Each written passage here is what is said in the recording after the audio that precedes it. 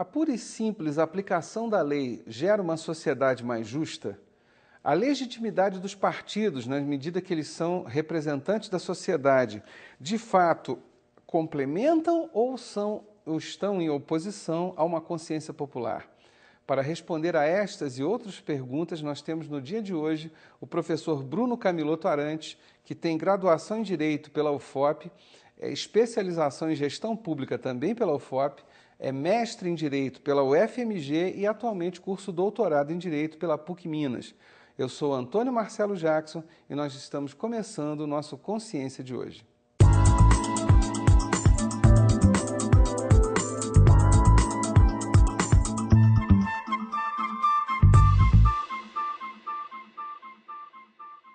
Bruno, mais uma vez para o nosso segundo programa aqui, para continuar uma conversa que realmente dá pano para a manga e se a gente deixar nós vamos varar o dia e noite aqui conversando sobre isso. Agradecer mais uma vez a tua presença e eu queria começar esse nosso segundo programa, né, a partir de uma pincelada que você deu no programa anterior, quando você citou a questão da aplicação da lei e tal, quer dizer, que necessariamente não gerava uma igualdade. Inclusive, a comparação até com a questão institucional dos partidos políticos, a representação, e das demandas populares, das exigências, né? Então, eu queria começar a nossa conversa nesse nosso segundo programa a partir daí e agradecer mais uma vez a tua presença aqui com a gente. Bom, Marcelo, eu agradeço o convite novamente, é um prazer estar aqui.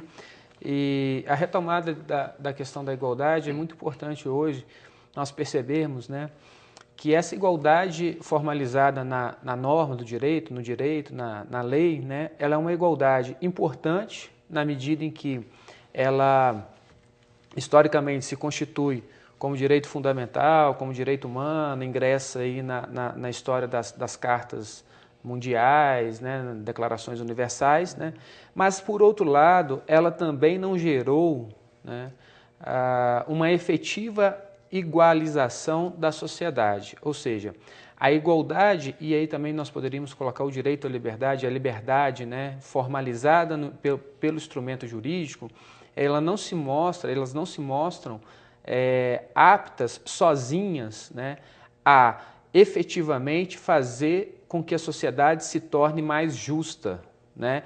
Isso no tocante à igualdade por um motivo muito simples, todos nós somos diferentes.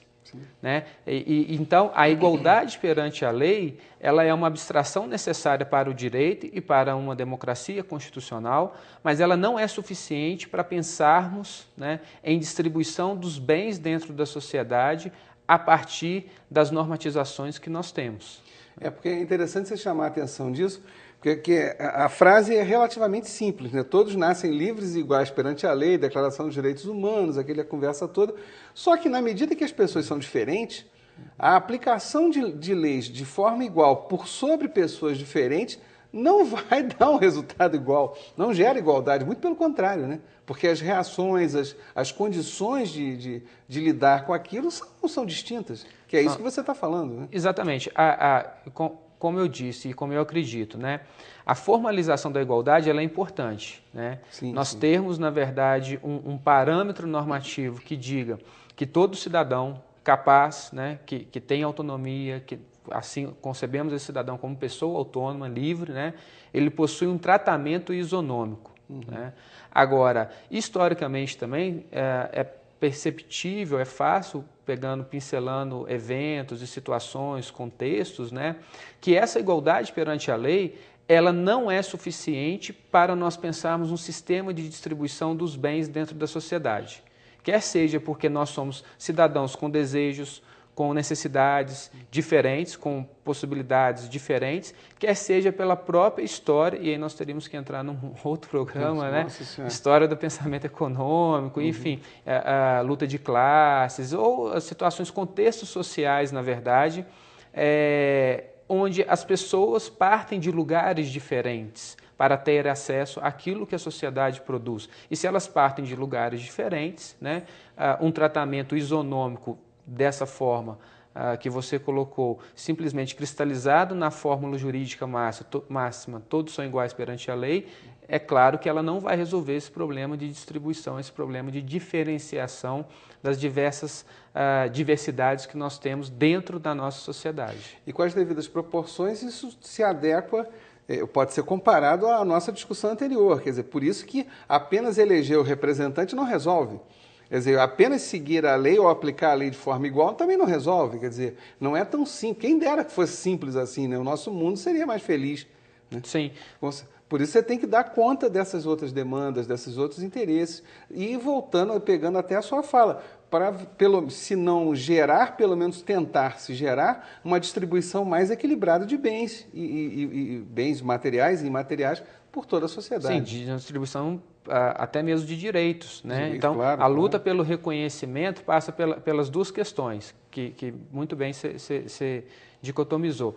A necessidade de uma participação política através do sistema representativo, uma participação política que seja efetiva, né? Que nós saibamos em quem nós votamos e que depois saibamos o que nosso representante faz e, ao mesmo tempo, uma participação efetiva direta através da nossa própria participação nos canais de comunicação, exigindo do poder público, exigindo daqueles que nós elegemos ou das autoridades que também não elegemos, como o Poder Judiciário, por exemplo, né? Mas exigindo do Estado e do poder público, né, que ele reconheça direitos, né, que ele reconheça desejos, necessidades e que preserve, na verdade, e tente amalgamar de alguma forma, tente amarrar a estrutura social que é diversa por natureza, né, que é diferente por natureza. Então, na medida em que nós temos uma demanda que não é atendida pela igualdade formal, né, quem deseja isso, quem quer ver regulamentado isso, quem quer lutar por esse direito, por esse reconhecimento, deve participar dos fóruns públicos, dos espaços públicos, né, buscando a implementação, a luta por esse direito e a consagração disso, ou desse bem, dessa riqueza, a participação naquilo que a sociedade produz. Quer dizer, a ideia de que determinados segmentos sociais não se sintam devidamente representados ou contemplados pela lei e aí busquem seus direitos. E aí caímos, então, na questão do direito das minorias, é isso? Sim, então? Com certeza. Na medida em que há uma demanda, né, que não é atendida pelo poder público, mas que possa ser atendida, né, dentro dos limites constitucionais, ou seja, que esteja dentro dos contornos daquilo que a Constituição denomina direitos fundamentais, nós temos que, essas minorias têm que se organizar e têm que buscar institucionalmente também, primeiro o reconhecimento, né, desses direitos, dessas questões, desses problemas que lhe pertinem de alguma forma, e depois do reconhecimento, a regulamentação disso. O direito das minorias é necessariamente isso. E democracia, Marcelo, a gente pode voltar no programa anterior ainda, né? A ideia de democracia contemporânea não pode ser vontade da maioria.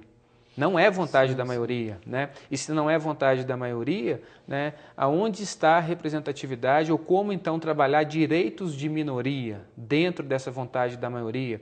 Como fazer o contrapeso aí entre uma vontade majoritária que parece nos é muito automática, porque é matematizada, né, 50% mais 1, então o argumento, digamos, fica racionalizado, fica face à vontade da maioria e tem que ser decidido conforme a maioria realmente quer. A democracia, pelo menos da forma como eu entendo hoje, não é essa fórmula, não deixa de ser também, é também vontade sim da maioria, tem que haver um grau de legitimidade para a tomada das decisões, mas esse grau de legitimidade não é um grau único e simplesmente pautado pelo critério majoritário, uma vez que nós temos limitações na própria Constituição com os direitos fundamentais que devem, inclusive, reconhecer os direitos das minorias não representadas de alguma forma. Porque senão cai, porque durante alguns séculos, de fato, isso foi majoritário, ou seja, de que a democracia era a maioria e ponto.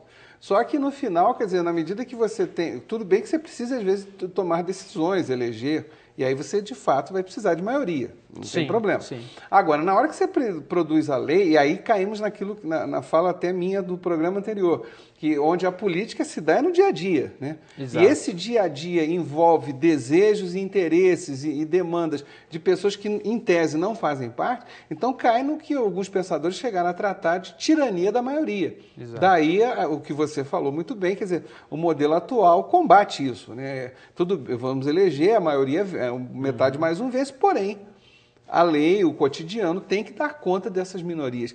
E aí, Bruno, eu queria investir numa coisa que fez parte do noticiário ao longo do ano de 2013, em boa parte dele, que foi aquela crise na Comissão de Direitos Humanos, na Câmara dos Deputados, onde um deputado, notoriamente, ele, ainda que de forma legítima, ele representasse um segmento da sociedade, mas a sua postura não se coadunava naquele cargo. Daria para você comentar um pouquinho, que é o caso do deputado Marco Feliciano e a Comissão de Direitos Humanos na Câmara dos Deputados. Sim.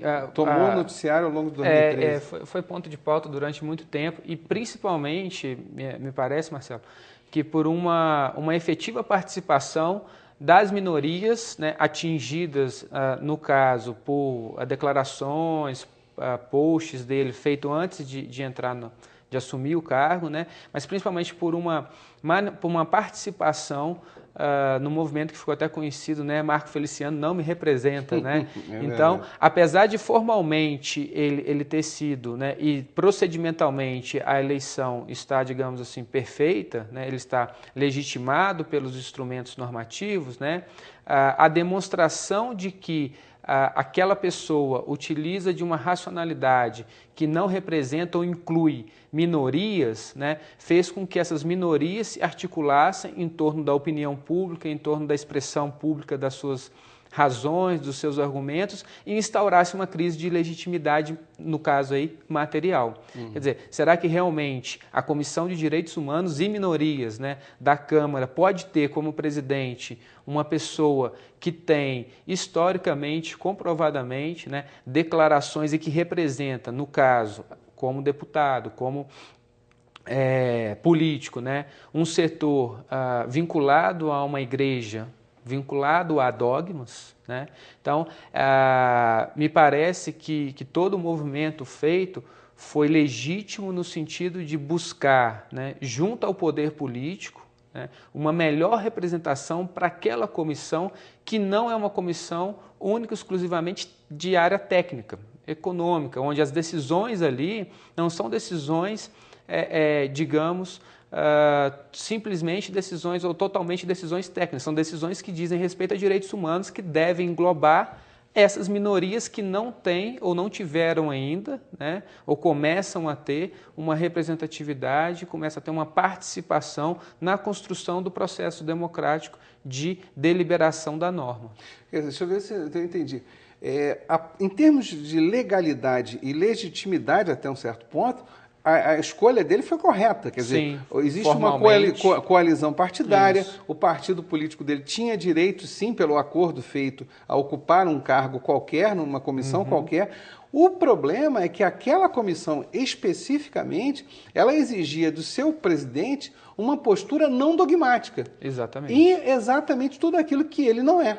Tudo aquilo que ele não é. Então aí é que entrou em conflito, quer dizer, não é porque muita gente aí, até você lembrou bem essa campanha, né? Ele não me representa. Exatamente. Mas, e vamos entender, e algumas pessoas começaram a entender, não, mas é porque ele é evangélico. Não é essa a questão. O problema é o evangélico deve, sem dúvida alguma, ser representado, ninguém está discutindo isso. Claro. Pode. Agora, o problema é que aquela comissão especificamente, você não poderia ter ninguém, e aí não é o evangélico, de qualquer religião que fosse, ou de qualquer ideologia que fosse, de um princípio dogmático absoluto. Exatamente. Há uma vinculação aquilo ali nítida. Você tem que ser flexível, né? A pessoa que preside aquela comissão tem que ser o mais flexível possível, né? A pessoa que, na verdade, a pessoa que ocupa a presidência daquela comissão deveria, na verdade, me parece, né, ter um histórico de atuação pública na defesa de direitos humanos e de minorias, né, e que contemple também as minorias.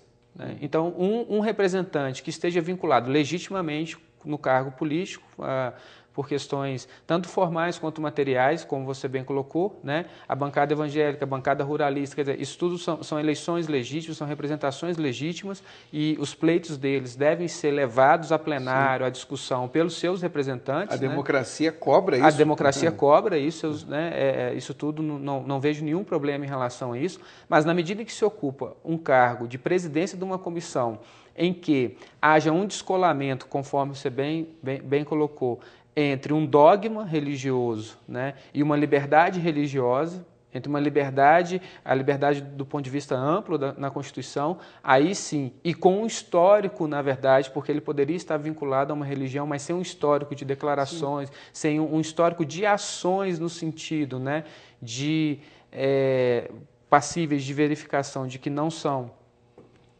ações legítimas do ponto de vista constitucional, instaura-se uma crise de legitimidade material. Que foi o que aconteceu ao longo de 2013. Exatamente. Bruno, olha, muito obrigado. Esse assunto, conforme já dissemos, nós íamos atravessar dias e noites, sim, aqui conversando, e outras vezes o programa está à sua disposição para qualquer tema da sua pesquisa, do seu interesse.